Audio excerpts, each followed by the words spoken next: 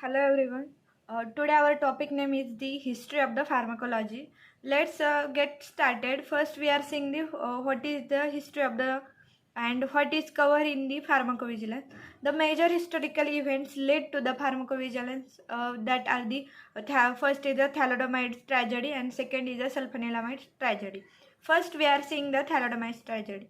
The thalidomide first entered the German market in 1957 as an over-the-counter remedy, which is based on the market safety claim. They advise their product as a completely safe for everyone, including mother and the child, even during the pregnancy. And as its developers could not find a loose high enough to kill a rat.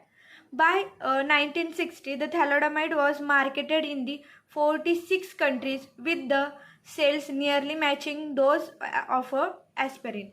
Around this time, the Australian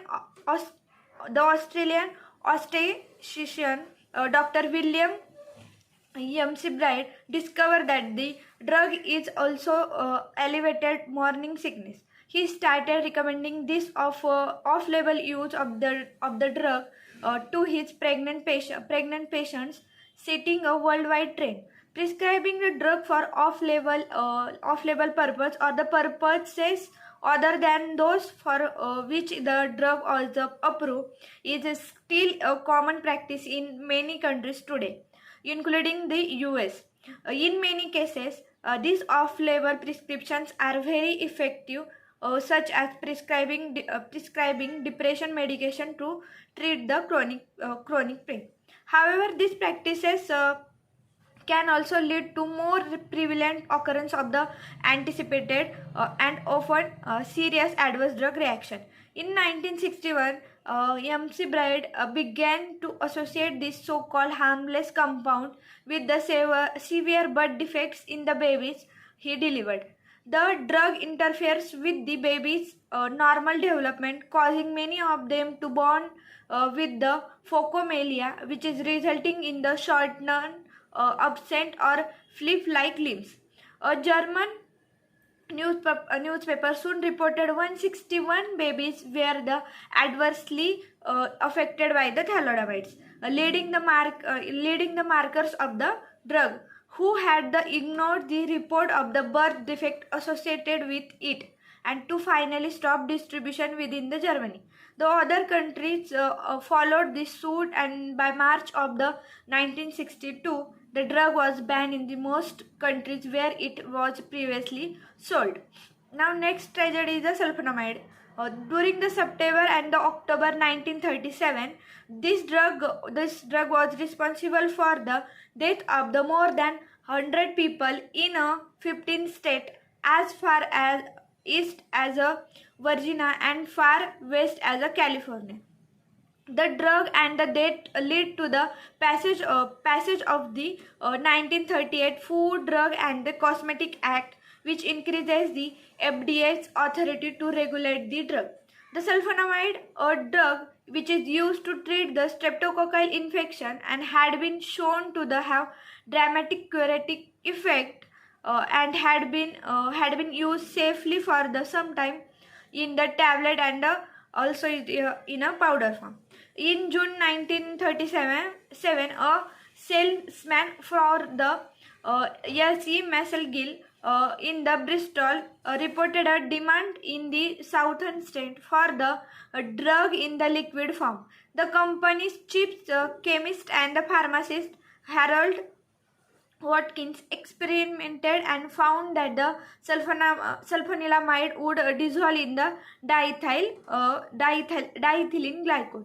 The company control lab tested the mixture for flavor, appearance, and the fragrance and found it satisfactory. Immediately, the company compounded a quantity of the elixir and sent a shipment 633 of them all over the country. The new formulation had not been tested for the toxicity. At the time, the Food and the Drugs law did not require that safety study to be done. The selling toxic drug was undoubtedly bad for the business and could damage the firm reputation, but it was not legally because no pharmaceutical studies had been done on the new sulfonamide preparation.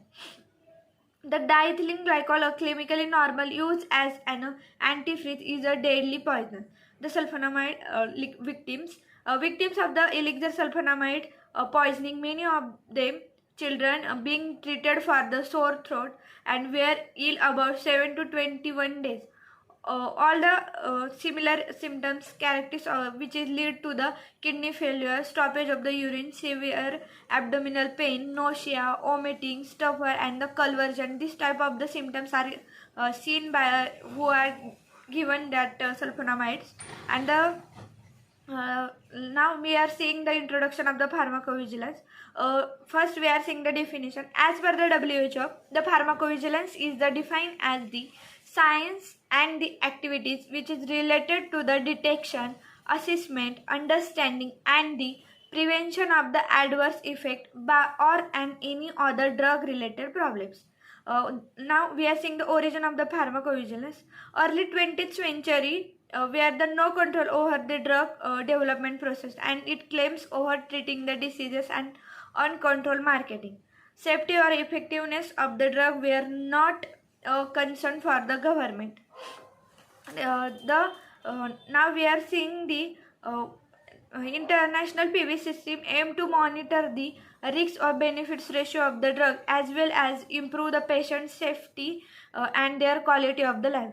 PV activities include the collecting and the managing data on the safety of the medicines, looking at the individual case reports to detect new signals, or the proactive risk management to minimize any potential risks which is associated with the use of the medicines, communicating and informating stockholders and the patients. Now, why the pharmacovigilance is necessary? In the clinical trials, we are choosing the selected subjected based on the inclusion and the exclusion criteria before drug approval. That is phase 1, phase 2, phase 3 trials.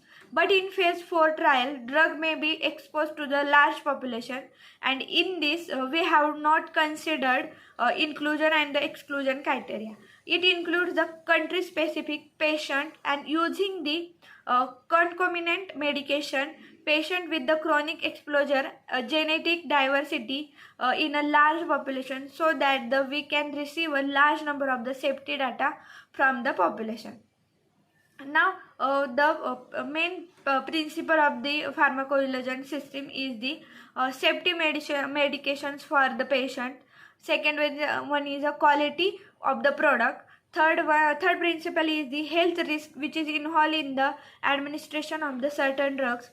Fourth one is prevent the harm due to the drug in the market, and fifth one is knowing the efficacy of the drugs. Thank you.